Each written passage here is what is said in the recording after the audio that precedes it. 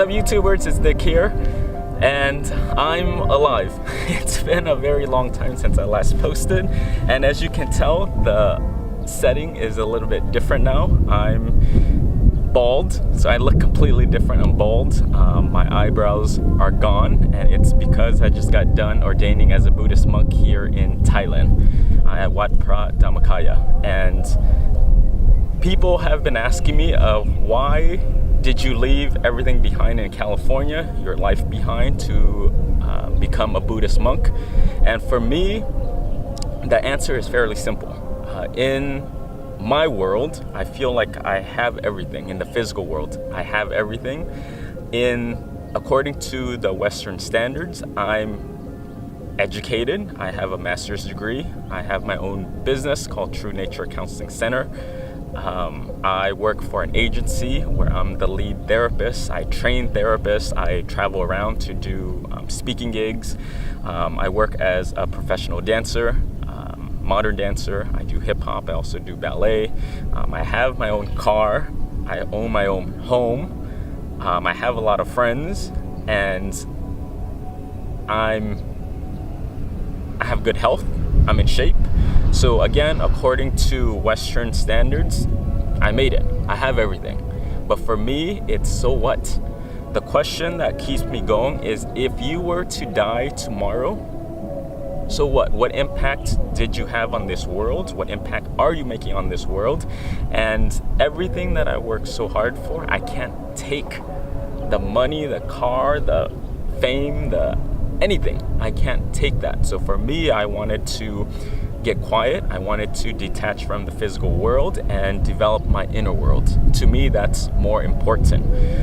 Before, I used to be guided by the outside world, what people thought of me, my career, my identity, my labels, who I was, how I was perceived. And for me, that's gone. That's absolutely gone, and it's time to mature, where I wanted to be guided by something more genuine, something more real. And for me, that is the soul, that is the spirit, that is the inner world that guides me. And I wanted to come to Thailand to detach, also to self-reflect, to determine who am I, what do I stand for, what are my values, what guides me, and also to just simply become a better human being in order to be of service to this world, where to decrease my ego a little bit, and also to genuinely learn wisdom. I want to guide people. If you guys have been watching my YouTube, you understand that as a marriage and family therapist, my goal really is to target two audiences. One, I want to work with celebrities and entertainers in Hollywood, so the arts, professional athletes in the Hollywood world. And secondly, I want to target the sciences, which is the CEOs, the executives in Silicon Valley, the tech world. So those are my two main ones, and I feel like you can have everything, you can have big goals, you have big dreams, but at the end of the day, are you a good person? Do you have good habits? Are you kind? Are you compassionate? And do you have a sense of self and identity, where you have a spiritual foundation? You're grounded in spirituality. You're grounded in yourself. So that's kind of what I'm going for. And again, in order for me to do this kind of work and to help people heal, I needed to do my own work. And this is why I'm here, to self-reflect and again to become a better person. What is it like to be a Buddhist monk? Well, first off, let me start by saying where I am. This is called Phra Dhammakaya. It's the world's largest temple, and I'm telling you, it's humongous. It's shaped, the main meditation center, it's shaped as a square. Each side of the square is 1 kilometer, so that's about two-thirds of a mile. And it's 2/3 of a mile each way, so it's humongous. This place is designed to fit 1 million people. So 1 million meditators, 1 million monks, and it's just huge. Also behind me, the gold Satya, there's 1 million Buddha statues on top of it. So this place is simply sacred. This place is holy, and you can just feel the energy around here, and it's absolutely beautiful. The schedule of a monk is insane. I thought coming here to become a monk would be the easiest thing, where life is just simple, but no, that's not how it worked. And I have a newfound respect for Buddhist monks out there. When I arrived at the airport, I drove an hour here to the temple, and right away I checked in. They took all my belongings, so no phones, no computers, no laptop, nothing. They took all my luggage, my wallet, my keys, everything was gone. And they shaved my head, and they gave me a white shirt, and they gave me white pants, and there you go. Your identity is gone, and it's time to learn how to become a Buddhist monk. Our schedule every morning starts at 4 a.m., so we wake up super early.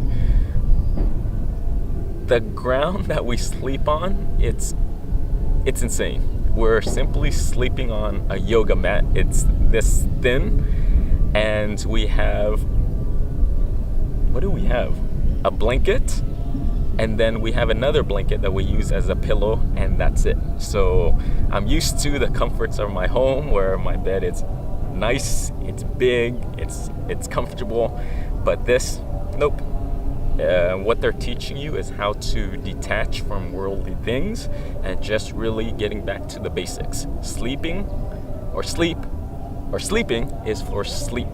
So that's the intention of that. But again, we wake up every morning at 4 a.m. We have to get ready, and then we start morning chanting at 5 a.m.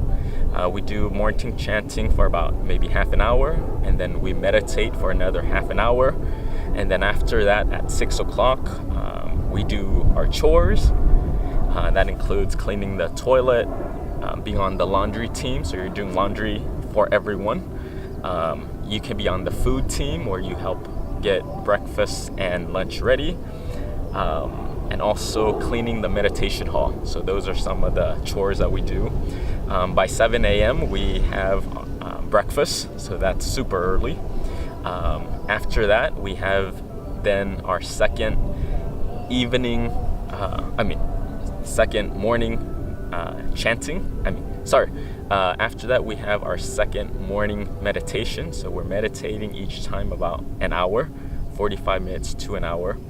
After that, we have lunch, and then we have a little bit time off, and then at 2 o'clock we have meditation again with a Dhamma talk. So the teaching monk would teach us just education about Buddhism, about the world, about spirituality, and then we have a little bit of free time, and then at night at 7 p.m.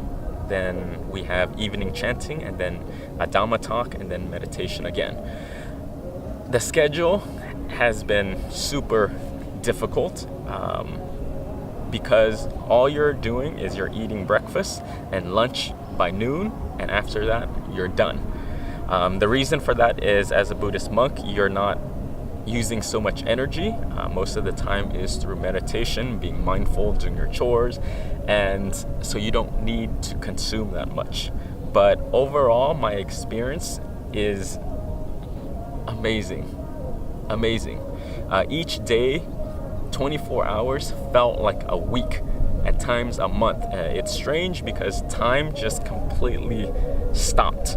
Without your phone, without your keys, without your wallet, it's just gone. And I remember for the first time standing up, wearing my robes, and I'm like, holy crap, I'm not looking for my keys, I'm not looking for my wallet, I'm not looking for my phone, and it just felt so freeing.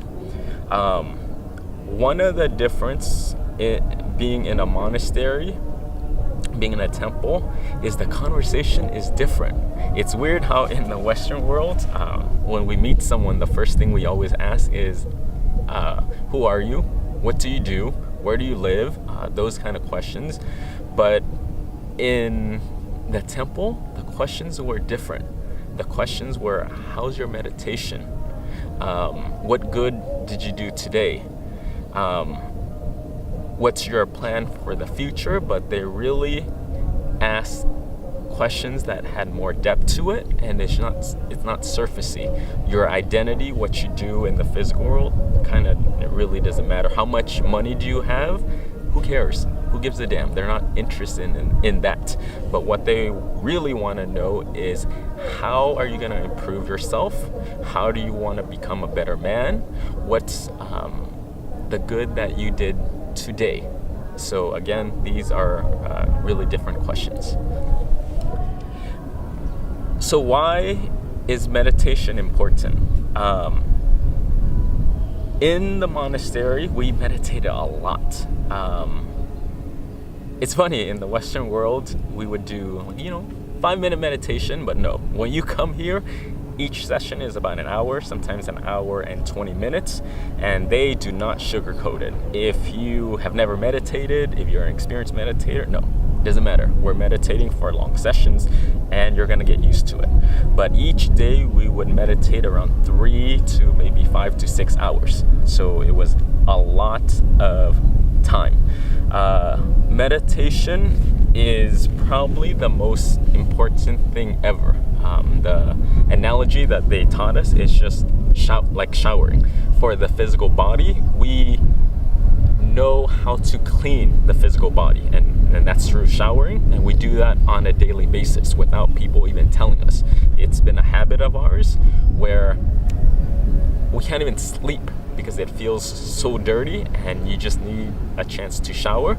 So that's how we take care of the physical body. But for the mind, we never shower that and we never clean that. Our day is filled with emotions and different events where we have anger and jealousy and greed and delusion, and we never clean it. And the only way to clean it is through meditation. Meditation is showering of the mind. They also teach us that in the physical world, if you don't shower for a day, it's okay, whatever. If you don't shower for a couple of days, then you start to notice it and it bothers you. If you don't shower for a week or so, other people notice it because you start smelling, so it will bother other people. And then if you don't shower for a very long time, then it's just a big issue. But same thing with the mind. When we don't meditate for a day, okay, whatever. If we don't meditate for a week, your mind starts getting clouded. It starts building up stress, anxiety, worries, depression. If you don't shower for a month, again, your mind is clouded. And it's interesting because there are people out there who have never showered their minds. It's been 2 decades. It's been 30 years that you never showered your mind and you're thinking the same thoughts. So just imagine how clouded your mind is, and this is why meditation is so important. Again, it's just simply showering the mind and clearing the mind. Meditation is important because it gives you an opportunity for clarity. That's simple. When you can get your mind to still, let all the emotions, let all the thoughts just come down, then you can make clear choices. A lot of times people will say, well, I don't have enough time. Well, the fact that you're going through life and making sloppy decisions because your mind is not clear, you're actually wasting time. If you actually took time each day to shower the mind, get quiet, get still, you would save so much time. You would develop inner joy, inner happiness, a peace of mind, and also, again, clarity. That's when wisdom just comes up, and then you can make decisions for yourself, your company, your family, that is more effective, and you can save more time. So try it out. It's very important. What's a tip that I can give people in the Western world.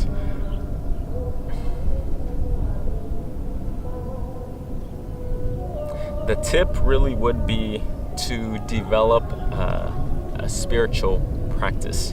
You need to get grounded. You need time each day to detach from the physical world, to detach from your labels, your identity, who you think you are, this notion of feeling special. Detach from all that and get connected to the source of who you are. And again, that's through meditation. And the biggest misconception people have about Buddhism is that you need to be poor. You need to be a minimalist, and you need to not pursue anything in the physical, and that's not true. You can be a billionaire and still be a Buddhist. You can have big dreams and big goals and big visions.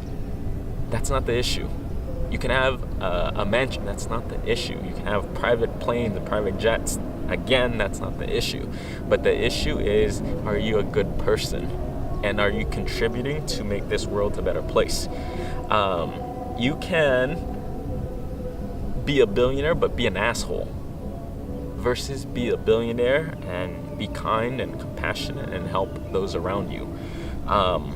For people that have everything in the that have all the material items necessary in the physical world, my question for you is, how much is enough? When you have $1 million, do you need $10 million? Do you need $100 million? Now, do you need $1 billion?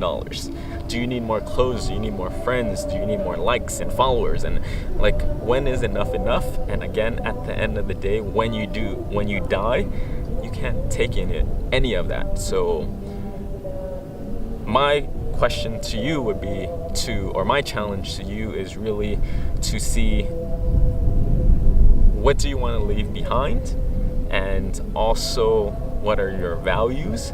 And what guides you? I don't know. These are questions that you might want to explore.